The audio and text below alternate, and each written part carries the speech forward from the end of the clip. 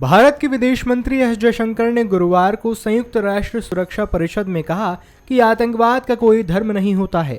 तालिबान पर भारत का क्या रुख रहेगा, इसको लेकर एस जयशंकर ने अपने संबोधन में यह कहा कि भारत हमेशा से आतंकवाद का शिकार रहा है। हमने आतंकवाद को झेला है। किसी भी रूप में आतंकवाद बर्दाश्त नहीं किया जाना चाहिए। कुछ देश आतंकवादियों का समर्थन कर रहे हैं, उन्हें रोकना होगा। अफगानिस्तान में तालिबान का आना दुनिया के लिए अच्छी खबर नहीं है। आतंकवाद पर कड़ी प्रतिक्रिया देते हुए भारतीय विदेश मंत्री एस जयशंकर ने कहा कि आतंकवाद की मदद कर रहे देशों को रोकना होगा। अफगानिस्तान में तालिबान और हक्कानी नेटवर्क का साथ आना और भी खतरनाक हो सकता है।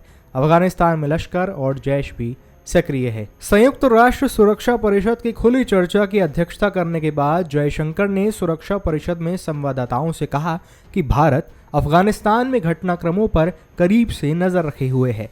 जयशंकर ने एक सवाल के जवाब में यह भी कहा कि इस वक्त हम औरों की तरह ही हैं, बहुत ध्यान से अफगानिस्तान में घटनाक्रमों पर नज़र रख रहे हैं। मेरे विचार में हमारा ध्यान अफगानिस्तान में सुरक्षित और सुरक्षा सुनिश्चित करने और वहां मौजूद भारतीय नागरिकों की सुरक्षित वापसी पर है। उन्होंने अंत में यह भी कहा कि यहाँ मेरे कार्यक्रमों में संयुक्त राष्ट्र महासचिव और अन्य सहयोगियों का जो यहाँ हैं और अमेरिकी विदेश मंत्री के साथ मेरी बातचीत में असल में सारा ध्यान इसी बात पर है। तो वहीं अफगानिस्तान पर तालिबान के कब्जे के बाद भारत और अमेरिका समेत कई देशों के नागरिक काबुल में फंसे हुए हैं।